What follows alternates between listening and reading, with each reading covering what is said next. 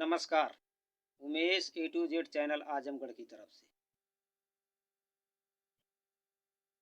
साथियों, जरा सोचिए, आजमगढ़ में सपा बसपा और भाजपा को कोई प्रत्याशी नहीं मिलता। क्या आजमगढ़ में चुनाव लड़ने वाले नहीं हैं? आजमगढ़ में बहुत सारे लोग हैं चुनाव लड़ने वाले, लेकिन जब तलाशेंगे, उसको ढूंढेंगे, तब तो वो मिलेगा। दूसरे जिले का आदमी आता है, यहाँ लड़ता है। बताइए, दूसरे जिले का आदमी आकर यहाँ चुनाव लड़ता है और लड़कर जीत कर चला जाता है।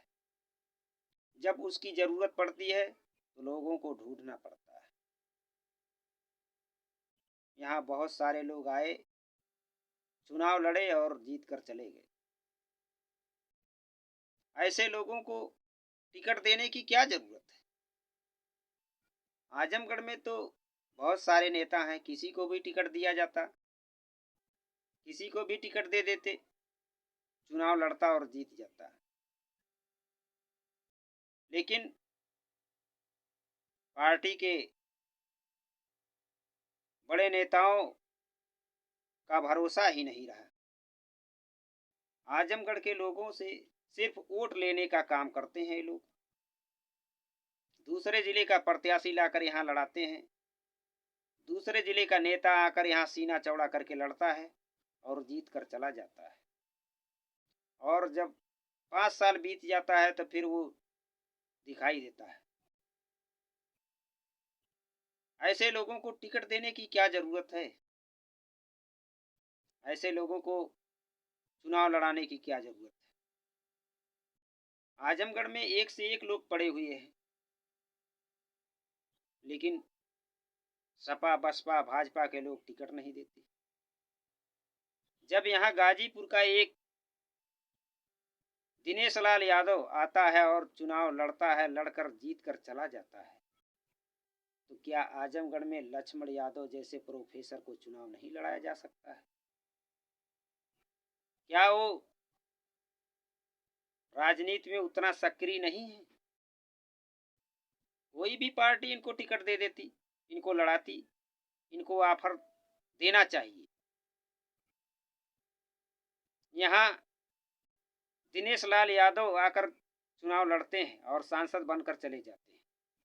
जब दिनेश लाल यादव यहाँ आकर आजमगढ़ में चुनाव लड़कर सांसद बनकर जा सकते हैं, तो क्या यहाँ पर बिरहा संघ के अध्यक्ष राजकुमार यादव जी चुनाव नहीं लड़ सकते हैं? किस मायने में वो कम हैं? कम पढ़े लिखे हैं कि समाज के बारे में उनको जानकारी नहीं है, कि उनको राजनीति के बारे में जानकारी नहीं है? क्यों नहीं राजकुमार यादव जी को टिकट दिया जाता? ये पार्टियां क्या कर रही हैं? ये पार्टियां सो रही हैं, सिर्फ अपने लोगों को और दूसरे जिले से लाकर चुनाव लड़ाने का काम करती हैं।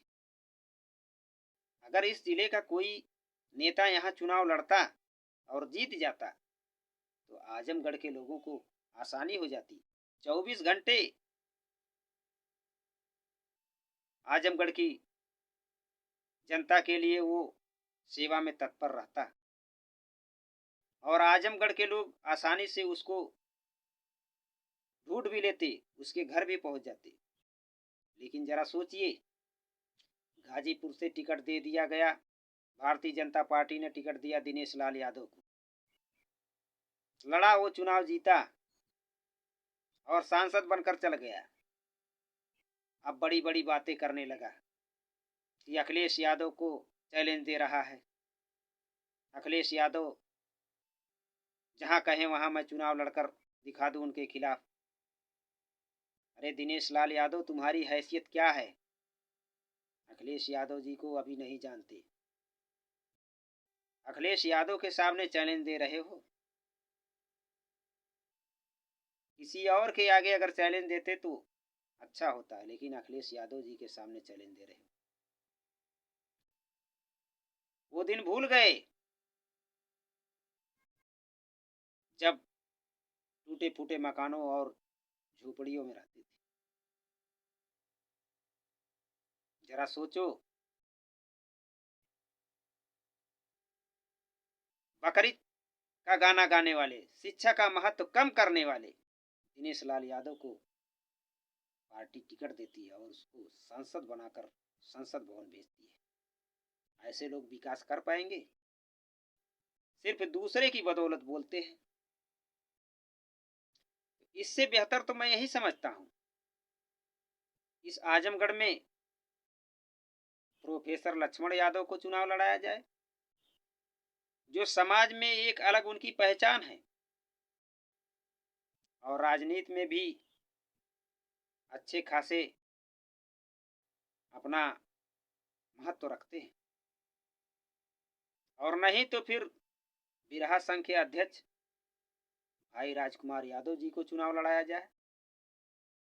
क्या दिनेश लाल यादव से कम है? क्या उनमें कमी है? अगर इन लोगों को चुनाव लड़ाया जाता और सांसद हो जाते तो आजमगढ़ के लोगों को कम से कम आसानी तो होती। लेकिन देखिए इनकी सोच, आजमगढ़ के लोगों को टिकट नहीं देंगे। ना आजमगढ़ के नेता, किसी भी पार्टी, मैं किसी व्यक्तिगत पार्टी की बात नहीं कर रहा हूं, वो अपने जिले के नेताओं को लड़ाना नहीं चाहते। वो सिर्फ अपने स्वार्थ में लगे हुए हैं। हाई कमान का जो आदेश होगा उसका पालन करेंगे। क्यों हाई कमान के आदेश का पालन करोगे? अपनी भी बात रखो, अपने जिले की बात रखो। क्या हाई कमान ने आपको खरीद रखा है क्या? अपनी भी बात रखो, अपने जिले के नेताओं की बात रखो। यहाँ से हमारा ये प्रत्याशी होगा, इसको लड़ाइए, ये जीतेगा चुनाव, हम लोग जिताएंगे और अपने जिले के विकास की बात कराएंगे। जो जनता में 24 घंटे समय देने के लिए तैयार है उसको टिकट नहीं दिया जा रहा है। दूसरे जिले से लाकर यहाँ आजमगढ़ में लड़ाया जा रहा है चुनाव। अब आजमगढ़ में पहलवानों की कमी हो गई है। जो दूसरे जिले का पहलवान आता है यहाँ लड़ने, जरा सोचिए आजमगढ़ के लोगों, आप लोग भी, चाहे कोई भी पार्टी हो, मैं किसी व्यक्तिगत पार्टी की बात नहीं कर रहा हूं, मांग करिए जो भी चुनाव लड़ेगा आजमगढ़ के व्यक्ति को लड़ाया जाए और उसको हम लोग जिताने का काम करेंगे। उसको अपना संसद बनाएंगे, संसद बनाकर उसको संसद भवन भेजेंगे और अपनी बात उसके सामने रखेंगे। इस तरह की सोच रखिए और बताइए। और वही हाल है लालगंज की। लालगंज में यहाँ पर कितने प्रत्याशी आए, जीते, जीत कर चले गए, दिखाई नहीं दिए। फिर वही उसी प्रत्याशी को टिकट दिया जाता है, चाहे वो किसी पार्टी का हो। तो कम से कम ये सोचना चाहिए कि जो प्रत्याशी जीत कर गया और दोबारा हार गया, फिर उसको टिकट देने की क्या जरूरत है? नए लोगों को मौका दीजिए, नौजवानों को मौका दीजिए, जो समाज की बात संसद भवन में रखे, अपने विकास कार्यों की बात करे, समाज में 24 घंटे समय देने के लिए तैयार रहे। ऐसे लोगों की जरूरत है। आजमगढ़ के लोगों से मैं अपील करना चाहता हूं, आप लोग अपनी बात पार्टी के हाई कमान तक पहुंचाएं और बताएं। और जो पार्टी में जिला स्तर के पदाधिकारी हैं, चाहे वो किसी भी पार्टी को, उनको भी बताएं, अवगत कराएं कि आप लोग